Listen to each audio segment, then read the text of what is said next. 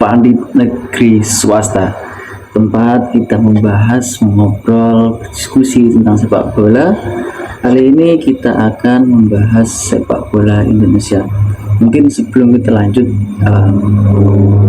kenapa sih kita membahas sepak bola Indonesia, Bang? Lebih di channelmu, channelku, channel saya itu lebih banyak membahas sepak bola Indonesia karena jujur ketika ingin membuat video tentang bola luar itu pembahasannya itu lebih kompleks. Ketika sepak bola Indonesia kita bisa bawa-bawakan ke ranah-ranah supporter, ke ranah eksternal. Kalau sepak bola luar itu harus benar-benar internal, dan itu masih saya pelajari. Jadi kita bersama-sama belajar, berdiskusi sepak bola. Teman-teman dapat memberikan komentar teman-teman di kolom komentar. Oke. Kita bahas pertandingan pertama hari ini. Hari ini ada 3 pertandingan. Yang pertama ada Malut United versus Borneo FC Samarinda. Yang kedua ada Persebaya Surabaya versus Persijap Jepara. Yang ketiga ada Madura United versus Semen Padang. Kita bahas dulu dari laga pertama, yaitu ada Malut United yang berhasil comeback atas Borneo FC. 2 kali Borneo unggul dan dua kali itu juga Malut United berhasil menyamakan, bahkan mengungguli di menit 90+4 melalui sepaan dari gol Gustavo Franca. Sebelum kita masuk ke pembahasan,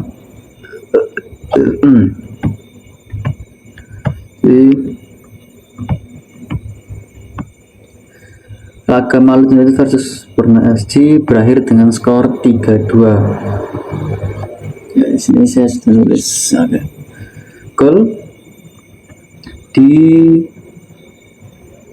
gol pertama dari Gustavo. Gol pertama dari David da Silva. Gol pertama dari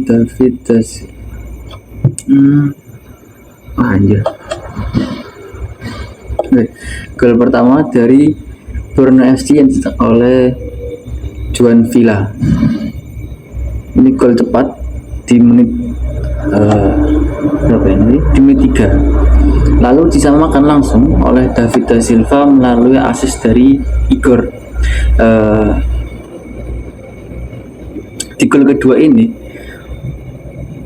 sebenarnya tidak salah dari Komang Teguh, tapi ada keterlambatan antisipasi dari Komang Teguh, sehingga David da Silva dapat membalikan badan dan mencetak gol. Umpan yang cantik juga, langsung tepat di kaki David da Silva dari Igor Inocencio.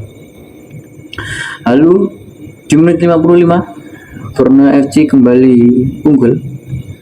Gol dicetak oleh Douglas Coutinho, umpan dari Peralta. Gol cepat serangan balik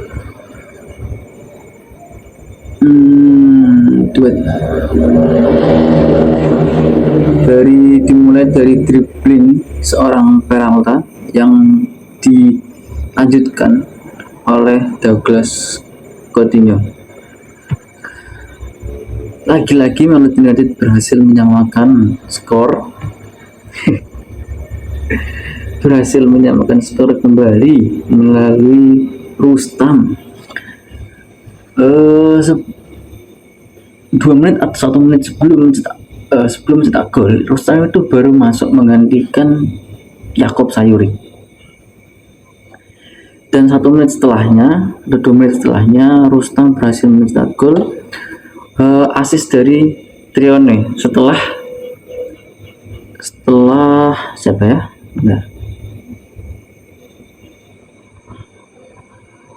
Setelah Ahmad Agung terlepas dalam menguasai bola atau salah passing, sehingga dapat diambil oleh Ciro dan mengumpan ke Trione, lalu Trione ke Rahmat. Sebenarnya itu ada 3 pemain Malut yang menyerang dan ada 2 fullback, center back dari Borneo. Nah, ketika ada 2 pilihan, Trione akan memilih ke Ciro atau ke Rustam, tapi mungkin yang dianggap oleh Trione itu ada Rustam mencetak gol dan Rustam berhasil mencetak gol menjadi 2-2. Di menit-menit akhir melalui sepakan pojok, Gustavo Franca berhasil mencetak gol menjadi 3-2 untuk Malut United. Di laga ini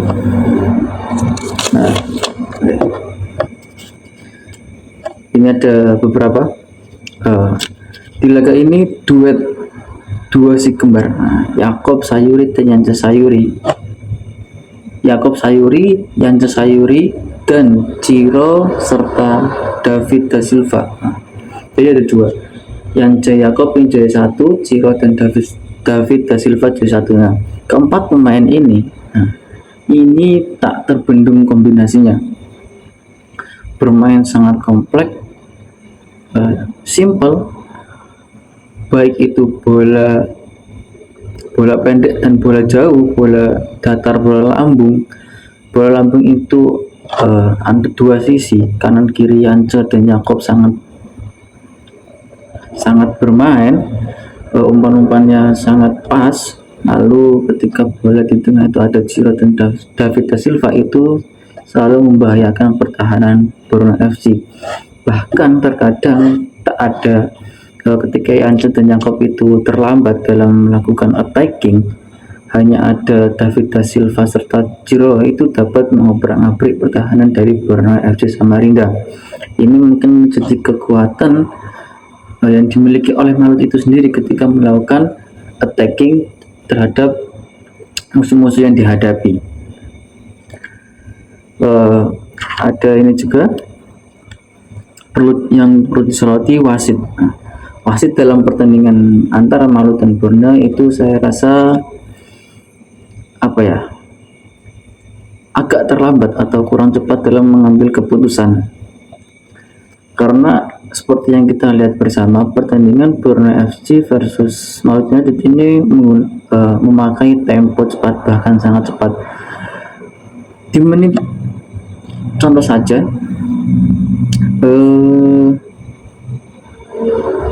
di menit 70 itu ketika Malut United menyerang, lalu di menit 73 bergantian Borneo yang menyerang.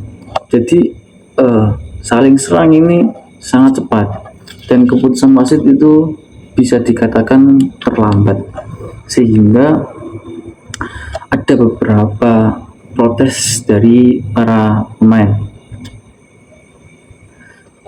Lalu yang saya soroti juga ada Nadeo,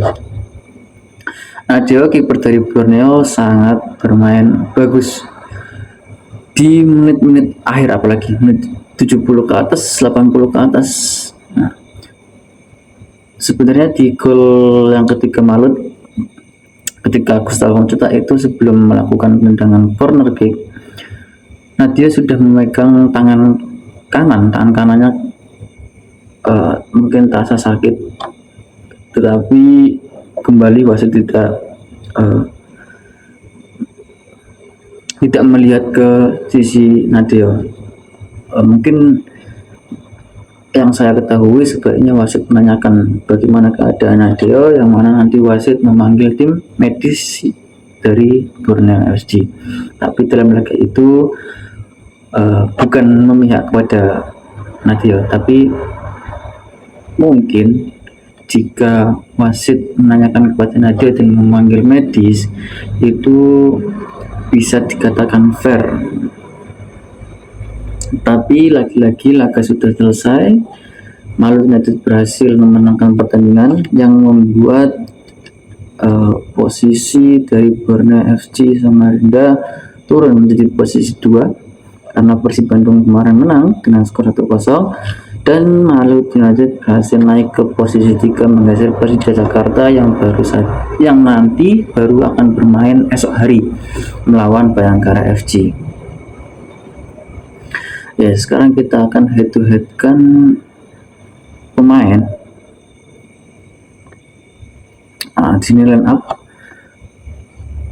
Maluku United menggunakan formasi 4-2-3-1, sedangkan Borneo FC menggunakan formasi 4-3-3. Kita bahas dulu dari posisi kiper, kedua kiper. Nadeo Argawinata bermain sangat apik, apalagi di menit-menit akhir 70 ke atas banyak save yang dilakukan, karena di menit-menit itu pula serangan dari Maluku United tidak henti-henti, terus menyerang untuk mengungguli. Bahkan ketika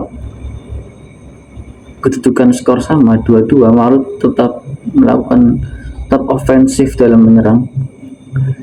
Di situ banyak sekali shooting, header yang shot on target dari Maluku United. Total tembakan Maluku United itu ada 6 dan shoot on target ada 3. Total tembakan 6, shoot on target 3, yang keluar ada 3.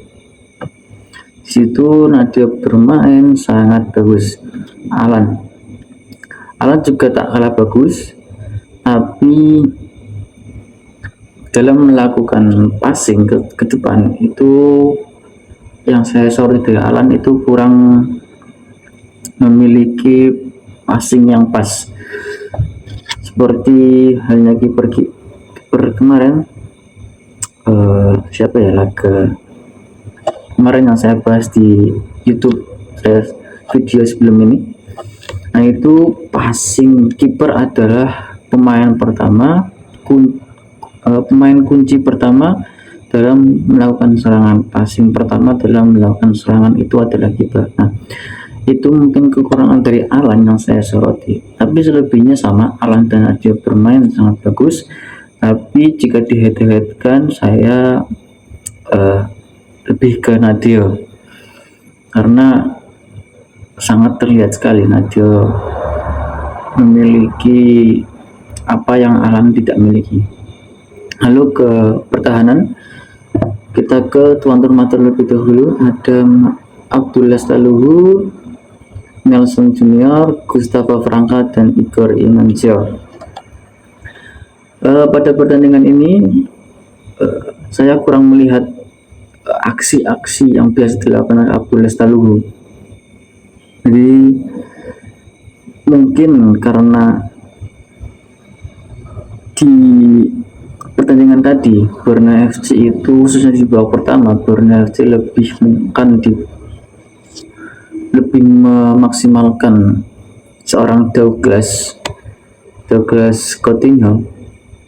Jadi mungkin Abdullah Staluhu lebih berfokus ke bertahan timbang menyerang, berbanding terbalik dengan fullback kanan dari Maluku, yaitu ada Igor berhasil mencatatkan 1 assist ke David da Silva.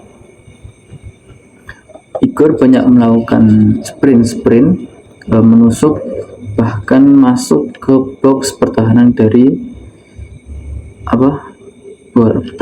Borneo.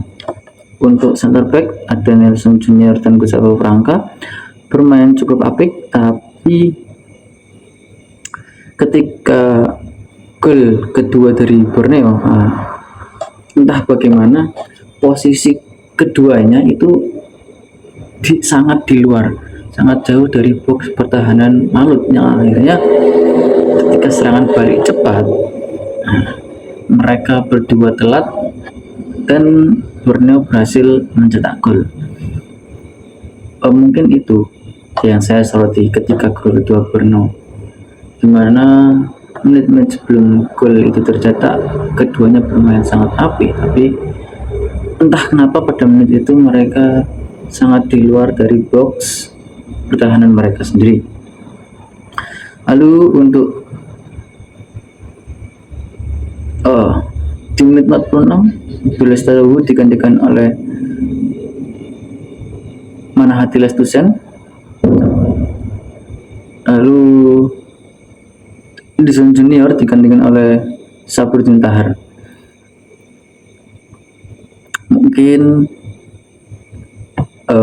taktik dari Coach Hendro Susilo adalah menggunakan pemain-pemain dengan tipikal sprint, karena Manahati Lestusen dan Saburudin Tahar walaupun berposisi fullback dan center back, kedua pemain ini memiliki kecepatan seperti ya pemain-pemain lokal lainnya, pemain dengan timur lainnya, memiliki kecepatan yang dapat dimanfaatkan oleh tim Malut United. Untuk kita pindah ke pertahanan dari Borneo FC, ada Fajar Fatur Rahman, Dua Rugira, Komang Teguh, dan Sakambu. Keempat pemain ini bermain sangat bagus. Fajar Fatur Rahman, tetapi Fajar Fatur Rahman pemain yang biasa kita lihat dengan kecepatannya ofensif dalam menyerang, tusukan-tusukan tajam. Ketika dalam permainan tadi itu bisa dikatakan ada tusukan, ada sprint dari Fajar Fatur Rahman, tapi tidak sebanyak yang biasa Fajar lakukan ketika melawan tim-tim lain. Gitu. Mungkin karena pertahanan yang kokoh dari Abdul Lestaluhu di babak pertama sebelum ia digantikan, yang membuat hal yang biasa dilakukan oleh Fajar Fatur Rahman itu terkurangi atau terdefense. Dua Regia dan Komang Teguh bermain sangat bagus. Yang saya soroti hanya dari Komang Teguh ketika telat dalam melakukan defense yang membuat seorang David Da Silva berbalik badan. Mungkin tugas berat bagi Komang Teguh, seorang center back bisa dikatakan muda, yang melawan seorang David Da Silva, yang mana kita ketahui David Da Silva adalah seorang predator ketika sudah berada di kotak box pertahanan lawan, apalagi ketika ia mendapatkan bola yang manja seperti yang tadi diberikan oleh Igor. Sakambu juga bermain sangat bagus. Yang membedakan dari fullback Malut dan Borneo ketika bermain tadi, dari fullback Malut hanya Igor yang melakukan yang lebih banyak melakukan tusukan dibanding seorang Abdul Lestaluhu, tapi Borneo, seorang Fajar Fatur Rahman dan Sakambu itu sama-sama banyak membantu attacking dari tim Borneo FC Samarinda. Mungkin ini yang membuat pertahanan dari Borneo FC Samarinda mudah dijebol oleh striker dari Malut United. Ya walaupun taktik dari dari Coach Lefundes untuk mempermudah serangan, tapi akibat dari taktik itu adalah mudahnya pemain striker dari Borneo Malut United mengobrak-abrik pertahanan dari Borneo FC Samarinda. Lalu kita masuk ke ada tengah di Malut United ada sini ada Angulo, terus Yakob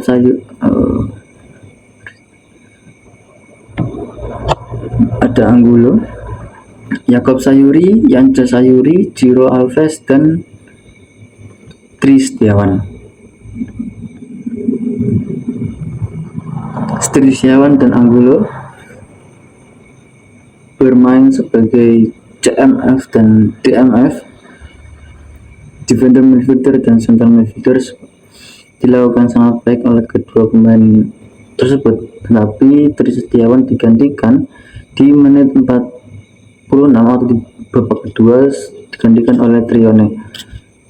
Saya rasa Tristiawan tidak bermain jelek, tapi Tristiawan itu lebih bertahan dibandingkan pengganti dari Tristiawan yaitu Trione yang lebih menyerang. Mungkin ya karena Malut mengincar kemenangan juga yang mana harus mencetak gol, maka Tristiawan yang lebih defense harus digantikan oleh Trione yang lebih attacking. Lalu di RMF dan LMF serta MF ada Ciro Alves, Yakob Sayuri, dan Yance Sayuri. Yang tadi saya bilang duet antara Yakob, Yance, Ciro, dan David Silva ini sangat bagus sekali dalam penyerangan tim Malut United. Bahkan kombinasi bola-bola jauh, bola silang antara Yakob dan Yance itu berjalan sangat apik. Cuman yang saya langsung bahas striker dari Malut juga, dari saya gabungkan David Silva. Mungkin yang saya soroti yaitu dengan umpan-umpan yang sangat bagus ini kurangnya finishing, apalagi dari Yance dan Yakob. Mereka banyak mendapatkan peluang di menit saya lupa ketika Yakob mengumpan pada Yance tendangan bebas dan Yance mendapatkan bola tersebut, tapi bola yang ditendang itu melambung tinggi dan ketika bola-bola diarahkan ke box itu selalu tidak tepat kepada David da Silva.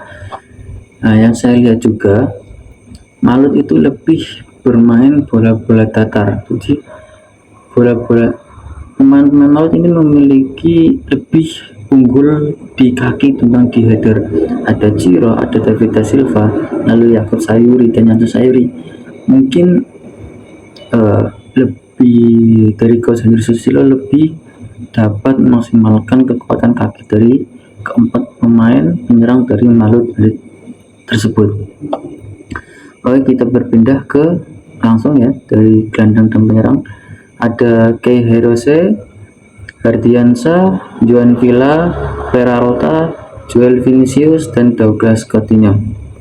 Kei Hirose sebagai pemain yang mengalirkan bola, pemain yang memberi umpan bermain sangat bagus ketika attacking, ketika midfield juga Kei Hirose ikut serta dalam pertahanan, bermain sangat bagus. Cuman ketika di menit-menit akhir mungkin capek dari Kei Hirose atau kelelahan dari Kei Hirose mulai ada itu dimanfaatkan oleh pemain-pemain dari Malut. Hardiansa juga bermain sangat bagus yang digantikan oleh Ahmad Agung di menit 62. Mungkin ini menjadi laga yang bisa jadi laga yang diingat oleh Ahmad Agung, di mana ia salah memberi umpan lalu diambil oleh Ciro dan diumpan lagi kepada Trione dan Trione ke Rahmat ke Rustam dan mencetak gol. Douglas Coutinho, Joel Vinicius, dan Peralta, ketiga pemain ini sangat hampir sama dengan penyerang dari Malut. Mereka bermain sangat kompak, bermain sangat ofensif, bermain sangat bagus dalam pertandingan tadi. Lebih banyak duet antara Douglas Coutinho dan Joel Vinicius. Peralta lebih bermain individu, menerobos pertahanan, baru memberikan umpan kepada Joel Vinicius dan Douglas. Mungkin jika di atas kertas formasi 4-3-3 bisa dikatakan juga Borneo bermain dengan formasi 4-3-1-2 dengan Peralta yang menjadi second striker atau attacking midfielder dari Borneo FC Samarinda. Karena yang saya lihat Douglas Coutinho dan Joel Vinicius itu lebih banyak melakukan 1-2 dibandingkan dengan Peralta yang lebih menusuk dari kanan dan kiri pertahanan Malut United. Nah,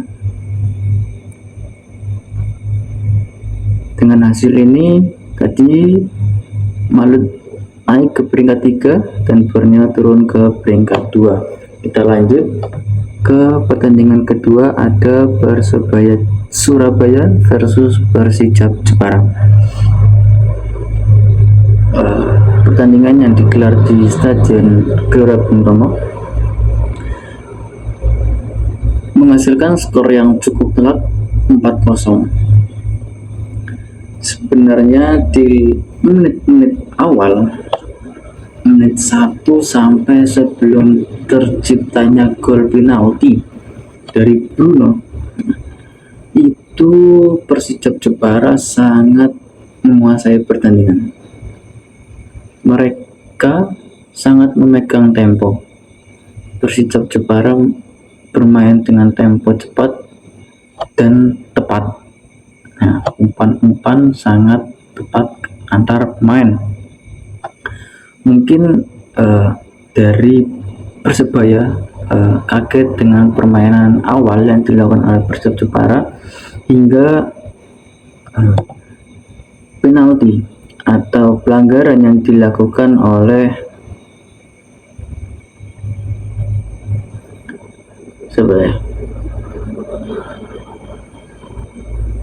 bukan Fikron, yang dilakukan oleh Rizky Hidayat kepada Rivera di dalam kotak penalti, yang membuat keputusan wasit menjadi tendangan penalti dan dieksekusi Bruno, dan Bruno berhasil mengecoh kiper dari Persijap Jepara. Bruno mengincar sudut kiri dan Persijap Jepara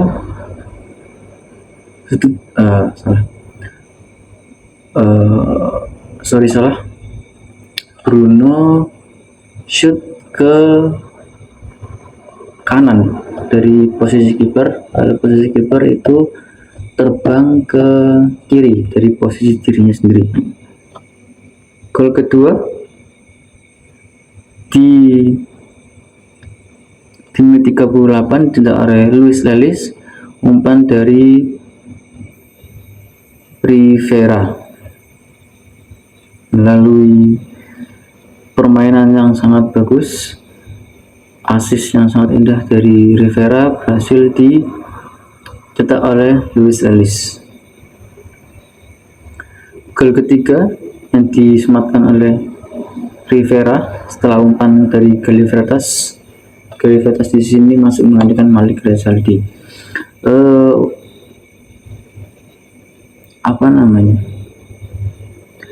Sebelum terjadinya gol ketiga ini, permainan apik dari Luis Lelis yang berhasil dilanjutkan oleh Galivertas dengan umpan ke tepat depan gawang dan disambut oleh Rivera.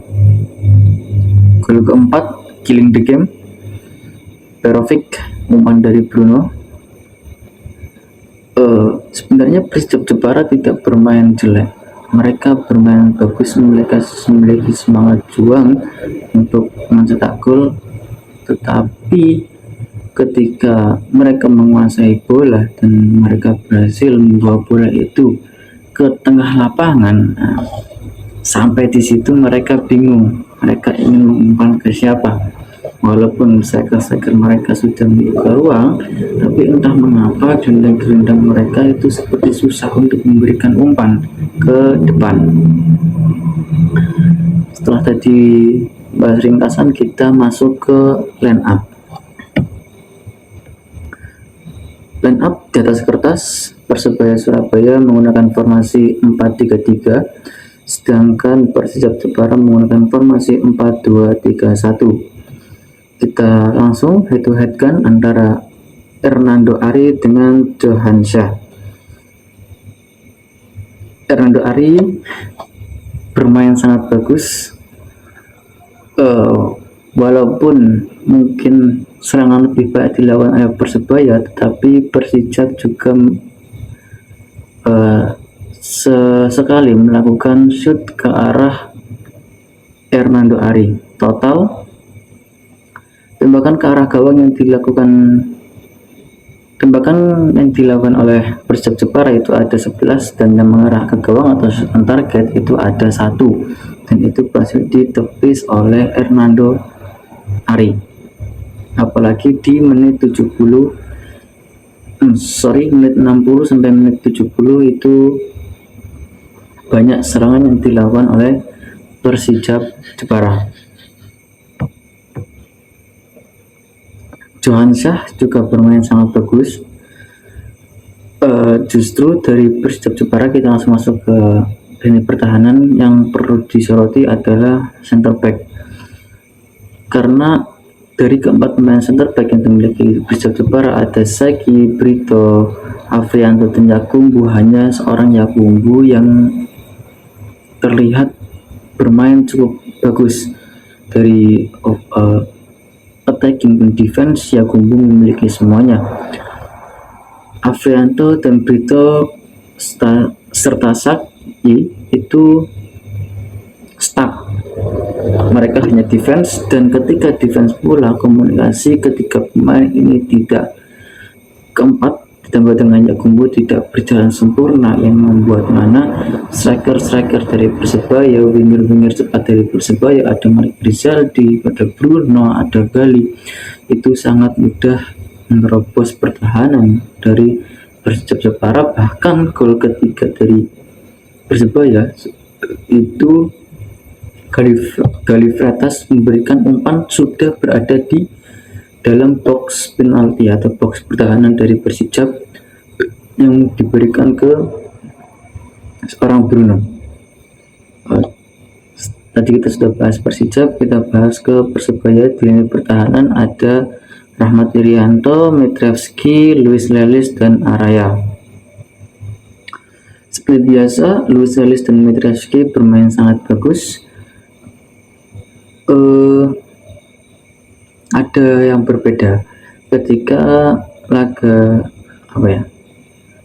sebelumnya. Mitrevski dan Luis Lelis kali ini lebih cair bermainnya dalam posisi dalam defense. Bahkan Luis Lelis sesekali itu membantu penyerangan Persebaya Surabaya. Araya digantikan oleh Ahmad Catur di menit 61. Lalu kita masuk ke lini tengah Persebaya, ada Tony Firmansyah, Rajkovic, dan Rivera. Kita bahas dulu dari Rajkovic. Bermain sangat apik sebagai DMF dari Surabaya, sebagai defense midfielder, pemain tengah terakhir, berhasil mematahkan permainan Persijap Jepara yang membuat gelandang atau pemain-pemain di belakang striker itu gagal memberikan umpan kepada striker Persijap Jepara. Bahkan belum masuk ke seorang Mitrevski dan Lelis yang membuat permainan lebih mudah. Seorang Mitrevski dan Lelis, ini ada seorang Rajkovic yang mematahkan permainan dari Persijap Jepara di permainan tadi. Selain ada Rajkovic, ada seorang Tony Firmansyah, pemain muda. Gila banget permainan tadi, tak kenal lelah, attacking, defense. Ketika attacking Persebaya ada Tony, ketika defense Persebaya ada Tony. Gila banget. Memiliki permainan yang cepat, memiliki skill yang memadai. Mungkin jika Tony terus mendapatkan jam terbang, mungkin Tony akan terus bermain lebih bagus. Tony Firmansyah salah satu pemain yang saya soroti di pertandingan tadi. Bukan hanya di pertandingan tadi, tapi saya soroti dari tim Persebaya. Ketika ada tiga pemain tengah dari Persebaya, ada Rajkovic yang lebih ke bertahan, ada Tony Firmansyah yang bermain Eh, yang saya lihat itu lebih ke central midfielder kan, karena Tony ketika menyerang, Persebaya menyerang, Tony ada. Ketika defense, Persebaya defense, Tony ada. Nah, satu lagi ini ada Rivera. Mungkin Rivera lebih ke attacking midfielder, karena ketika defense mungkin sedikit yang dilakukan oleh Rivera. Rivera lebih ke membantu penyerangan karena memiliki skill yang memadai, sprint yang memadai. Rivera berhasil mengobrak-abrik membantu seorang Mauricio Bruno, Malik Rizaldi, Gali Vertas dalam menerobos pertahanan yang dimiliki oleh Persib Jepara. Di menit 87 Rivera digantikan oleh Fernando, digantikan oleh Octavianus Fernando, kakak dari Marcelino. Mungkin karena stamina ya, karena menjaga stamina. Jadi coach Uston Nawawi menggantikan Bruno. Coach Fernando Tavares belum melatih karena masih di luar negeri, sedang mengurus administrasinya. Jadi pertandingan tadi Persebaya ditukangi oleh Coach Uston Nawawi dan Coach Sin. Ada dua pelatih, ada dua caretaker, Coach Uston Nawawi dan Coach Sin. Tapi yang disorot tetap satu, yaitu Coach Uston Nawawi ya. Lalu kita masuk ke tengah. Dari Persib Jepara ada Wahyudi Hamisi, Fadila, Rizky Hidayat, Alexis Gomez, dan Gustavo Franco Carlos, maaf. Wahyudi Hamisi dan Fadila bermain cukup bagus, terutama Wahyudi Hamisi yang bermain sebagai dua-duanya yang saya lihat di pertandingan tadi bermain layaknya pemain defense midfielder, pemain gelandang bertahan. Tapi di babak kedua Fadilah digantikan oleh Indra Arya yang lebih memiliki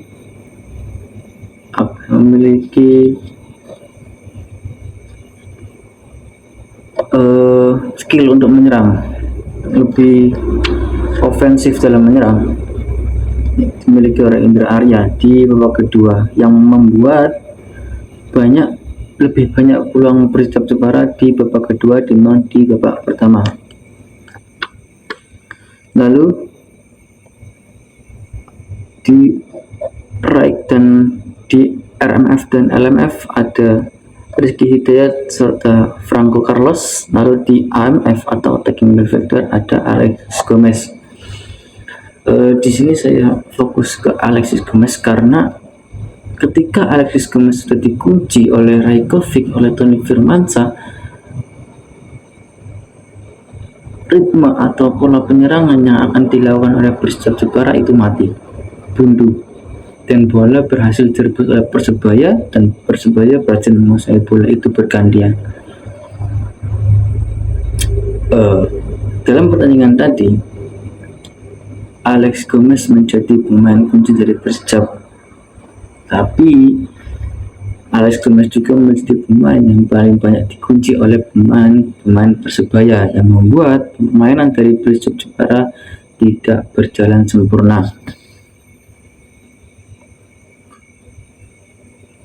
Rizky Hidayat juga bermain sangat bagus, tapi mungkin Rizky Hidayat yang saya soroti lebih bagus ketika bermain lebih tenang, karena ketika Rizky Hidayat bermain itu sangat terburu-buru, banyak melakukan pelanggaran-pelanggaran.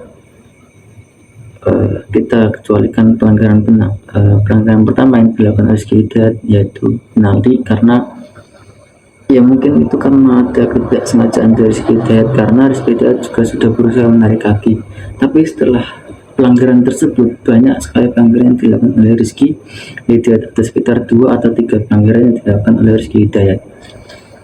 Kita ke yang tengah, ada di tengah dari Persijap ada Saudi, dan di menit 75 digantikan oleh pemain lokal Diki Kurniawan. Ketika Saudi bermain,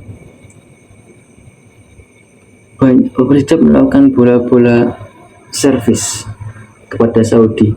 Asis-asis bola lambung banyak diberikan Saudi, tapi mungkin pelatih menganggap tidak berjalan sempurna, yang mana digantikan oleh Diki Kurniawan yang lebih memiliki kecepatan walaupun kurang dalam bola-bola header, bola-bola sundulan kurang, tapi melalui kecepatan pemain Persija, ada Ramadan, ada Diki Kurniawan, lalu Gomez ditambah Sprindikan, dia ada Franco Carlos, mereka tetap ada sekali melakukan serangan ke Persebaya Surabaya walaupun buntu ketika berhadapan dengan keempat bek Persebaya Surabaya. Oke, selanjutnya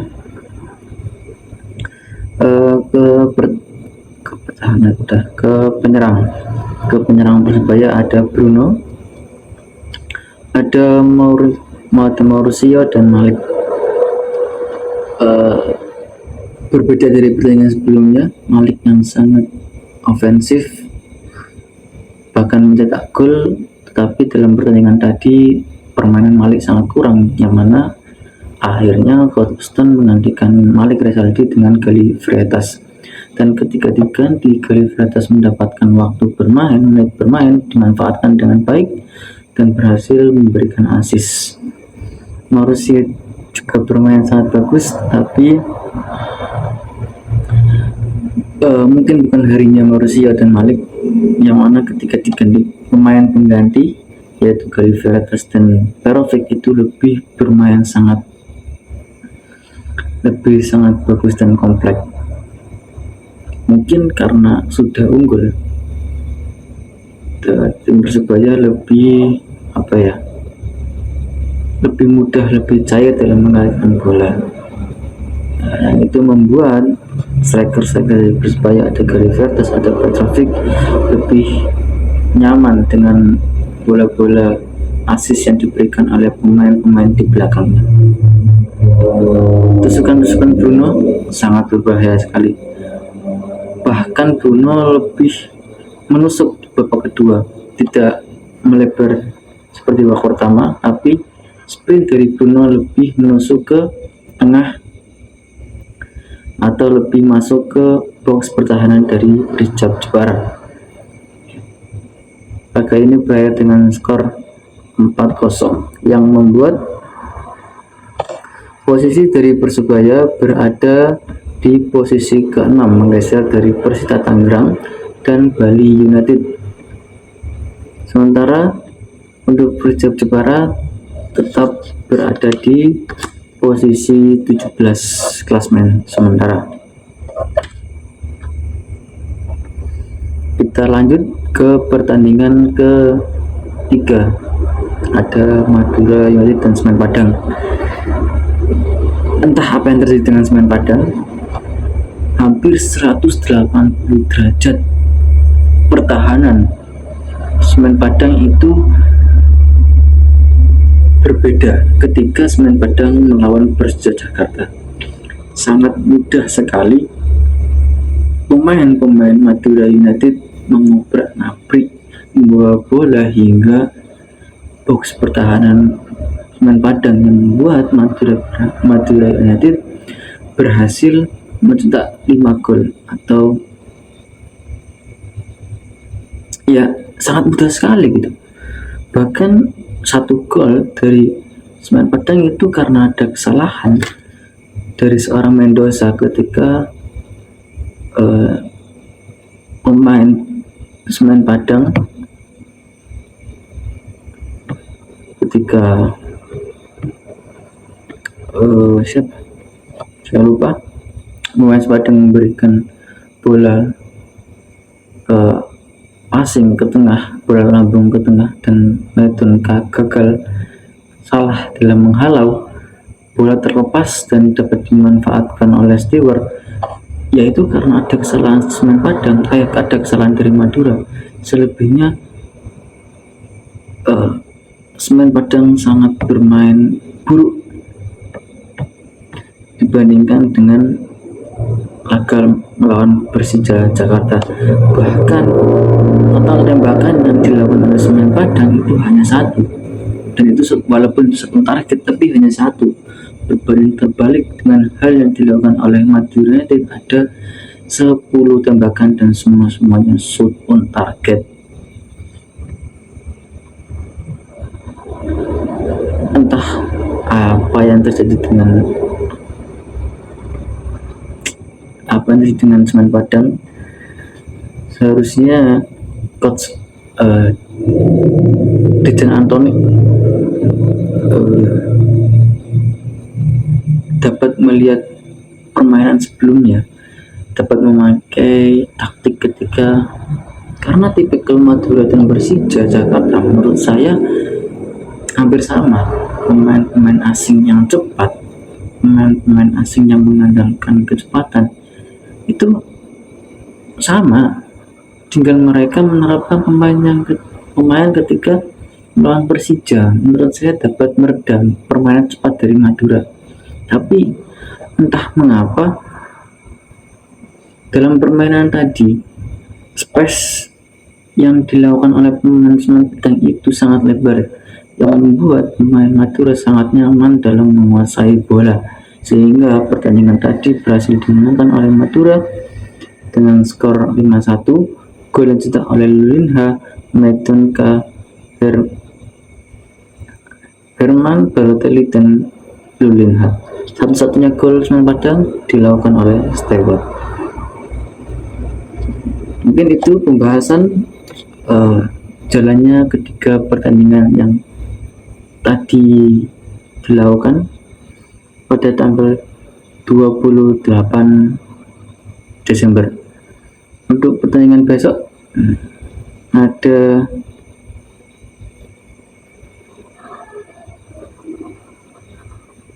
hari ini, karena uploadnya tanggal 29 video ini ya. Video kemarin, berarti pertandingan kemarin tanggal 28 ada 3, yaitu tadi ada Malut kontra Borneo, ada Persebaya kontra Persijap, ada Madura yang berhasil menang 5-1 atas Semen Padang. Lalu hari ini tanggal 29 Desember ada jam 15.30 ada PSIM Yogyakarta yang akan bertanding melawan Biak. Ini juga laga seru.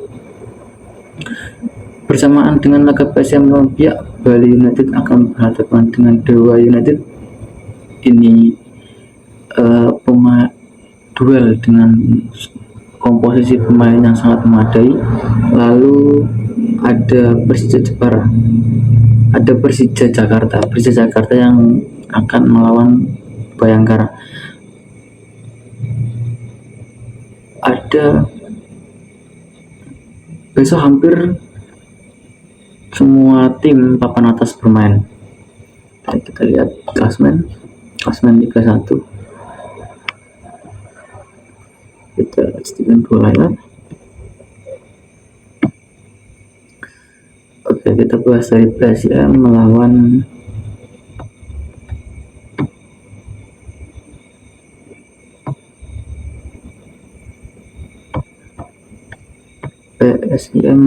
PSPS Biak. Sekarang PSIM berada di posisi 5, sedangkan PSPS Biak berada di posisi 15. Mungkin apa bisa ini akan jadi laga seru, karena jikalau PSIM menang, PSIM akan memperkecil ketinggalan, akan memperkecil jarak poin dengan peringkat atasnya Persija, walaupun Persija baru akan bermain setelah laga PSM versus PS Biak. Dan bagi PS Biak ini bisa jadi momentum untuk memperjarak lagi gap point PSPS Biak dengan Semen Padang, karena Semen Padang yang baru saja menelan kekalahan sehingga poin yang didapatkan Semen Padang tidak bertambah dan PSPS Biak dapat bertambah. Lalu untuk Bali dan Dewa United,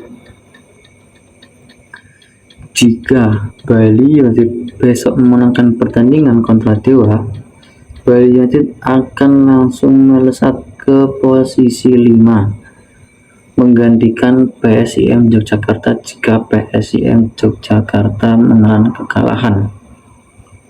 Ini menjadi laga seru antara PSIM dan Bali United. Siapa yang akan bertahan di posisi 5, siapa yang akan naik ke posisi 5, karena jika dilihat dari sisi poin, posisi 5 tidak akan menggeser posisi 4 yang sekarang ditempati oleh Persija Jakarta. Oke, kita lanjut ke Persija Jakarta dan Bayangkara. Mungkin ini jadi laga yang seru.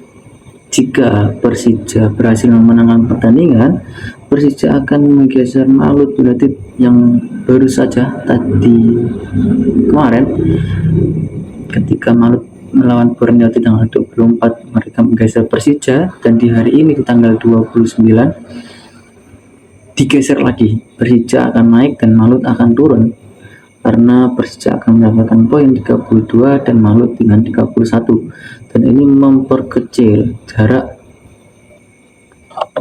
antara posisi 1, 2, 3, dan 4, karena posisi 1 dan 2 itu memiliki poin yang sama, yaitu 34 antara Persib Bandung dan Borneo. Jika Persija menang melawan Bayangkara, Persija akan mendapatkan 3 poin dan memiliki gap poin hanya 2, baik itu posisi 2 maupun posisi pertama di klasemen.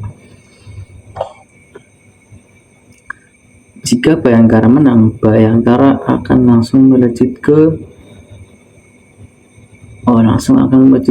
posisi 8.